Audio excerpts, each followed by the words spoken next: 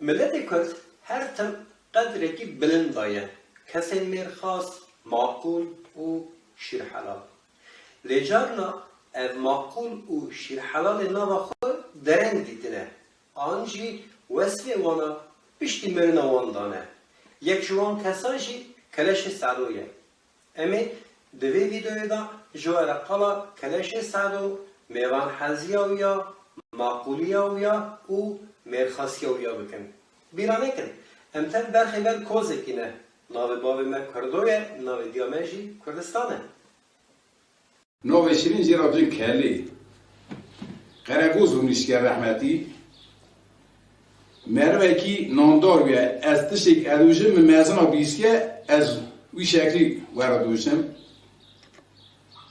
میرمان حسکری بیه باوی فقیر فقارا بیه باوی شبان قاوان بیه قرقوزا چه حقزیک بوه مداله کری بیه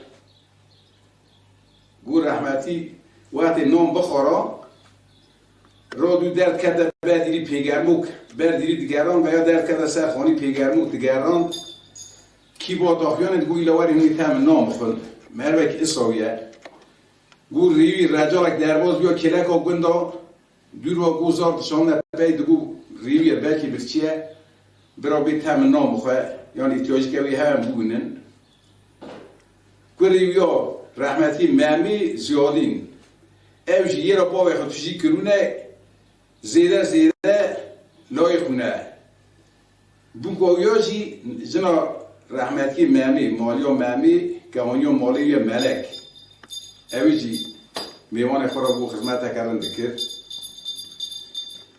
رحمتی بو صحیح کوزانو گوهت شمان گاوانا حقی بستنده بود مال پیرادگریات گو برا حقی اونا رندنی کس مداخله نکرد اری حقی رحمتی کلی دا گلتش دا هر نه هم بیشم از کی دوشم از برا özet بیشم قطیا کلش سعدو دنوا چند کردن دا پیشکش کردن جغاری جی اکی مهم بگیره دما میوانک بیمالی آنجی مرد داره که هف بقصدن اول دست خواه داویجنه قطیا جغارا خواه او دو بیشه ها جبر بیخه یه دن دو بیشه توتونا منیا موشه یه وسا نرمه کشا ویا پر خوشه کرما خواه تو جبر بیخه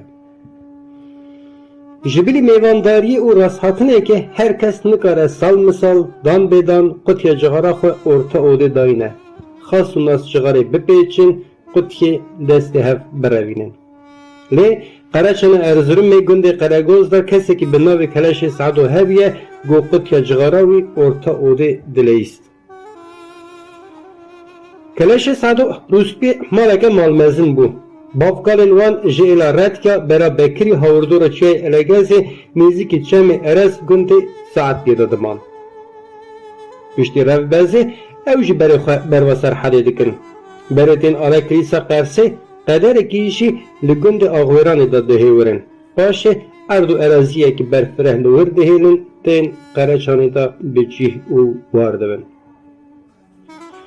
ملت کرد هر تن دنوا کارسات مزن اش او خزبن گرام دا جیایه اوروسا او صافویان عثمانیا و اوروسا صافویان و عثمانیان هف خستنه یه نسر سینورا کشبر بونه حاطنه قره کد بونه دیسا دنابوی رب او بزا سال 1915 دا برای که کلش سعدو نابی احمد تاوی 14 میره ایله اسکری اوروس و ارمنیان و دگرن دست سر دکن و روششون دا تو خبره که خیره دربار احمد برادا تو کسی که نبیستیه پشتی دست سر کردن احمد برا قطیا جغاری برای مزن کلش را دبره هوا روزی که الاشرف بگی کره جوار آخا مالوان دقصده لمال دا جه تو نبیه سلیمان آقا آقای ایلی شولو کده که آفری هست با الاشرف بگی و روزی شون دا نو سلیمان آقا دبه سر شولکی قبیله و براین و قوچلانیا ملکیه و هوزکیا ید ماین تفش ایلا سلیمان آقا قطیانه آنجی امنا وگیدن ببیشن سل شولکی ایرو قرچان ارزروم دا şolukya wek malbateke mezin tên nas kirini.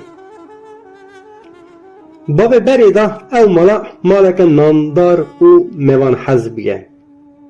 Merdên qenç û şîrhelal jê derketine. Kesên wek Keleşê Sedo, Esoyê Memko, Hesenê Tao, Emerê Miho û gelek navên mayîn yên qenç ji wî konî derketine. Belê, em vegerin ser qutiya Keleşê Sedo. Qutiya derd û xeman, qutiya hesret û koçberiyê, qutiya şevbihêkên dîwana êl û eşîrê.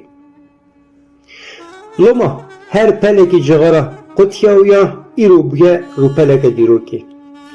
Kesên ji wê qutiyê cigara pêçane îro dişêkirînin. Kesên li ser textê wê malê nan xwarine îro duwekirînin. Ew zarokên li wê dîwanê mezin bûne îro wî navî di nav êlê da digerînin. Godema gunda dex dawatek hebiya Keleşê Sedo berî gazî zaroka dikir, ewna bi destê xwe nan û av dikirin, rojê eyda da dîsa wisa dikir. Zarok bi dilekî şa bi destê xwe rasterê dikirin. Gundê Qeregos gundekî bervero li ser rêya Milazgiran Mûşê ye. Textê Qeregos jî ciyê çandinê ye. Mêrg û zeviyên her maleke Qereçanê esse li wir heye.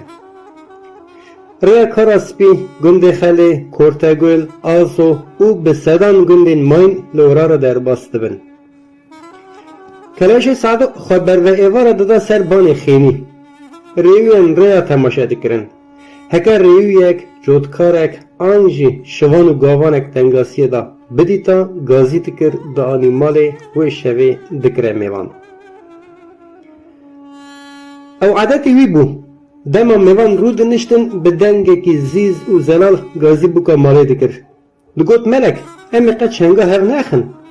Demelek jî her çi qas bûka mala mezin bû, lê pişta wê ya aliyê eyşa xwesiya wê da gelekî germ bû.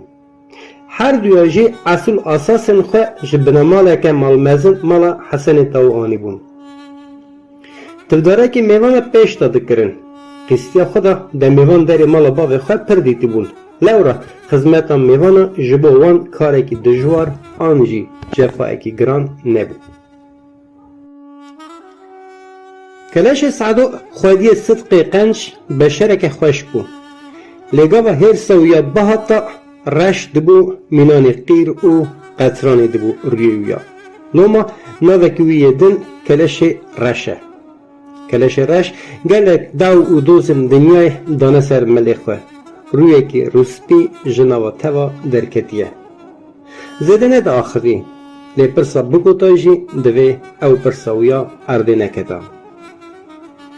Ew edet û çanda Keleşê Sedo kiribû nava malê, piştî mirina wî her du kurên wî yê jîr û jêhatê mêrên Rojeteng, Rehmetiyê Ziyadîn û Rehmetiyê Memê jî ew çanda heta roja îroyîn anîne û parastine. Ew yadîgarên bav qalan emanetî ewledên xwe kirine. Ziyadînê Keleş û Memê Keleş navê her du peyeya jî nava êla me da her tim xuya bû. Ew zer û zeberên dîwana bavê xwe hilda bûn paşê raberî cemaeta xwe kirin. Ez di wê baweriyê da me ew ocaxa şên tu cara venamire. Her tim hatin û çûyîna mêvana xalî nebe. Ez jî wek ewledekî wê malê bi hebûn û camêriya wan xuşmerên Kurd şanaz û firnaqim. Ji wan re ba Xwedayê mezin rihmê û dilovaniyê dixwazim.